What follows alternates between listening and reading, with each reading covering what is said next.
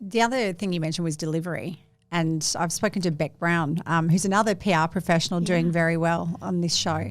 And she said very similar things. I don't know if it's a PR thing or not, but you are only as good as your last email or your last campaign or your last piece of media coverage.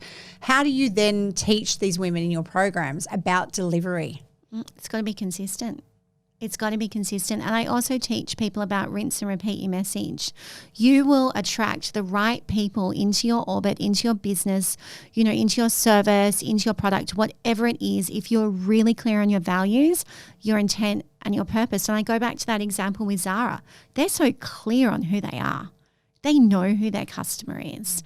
And the one thing that they do so well is they service that customer. So the delivery point, and what Becca's obviously said to you as well, it's any good publicist knows, or any good leader knows, you are only as good as the last conversation.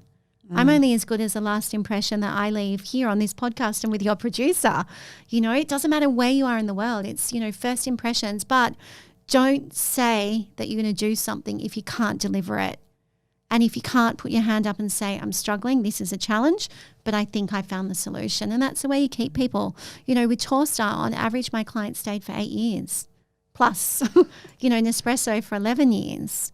These are marquee clients that trusted in the delivery of what we were doing. But because we had the passion, we were never regurgitating things. We're like, how can we create something that makes more of an impact? So I teach women and men now, step into your power, step outside that comfort zone, rinse and repeat your values, your intent and your purpose, but always be disruptive in your thinking and how you lead.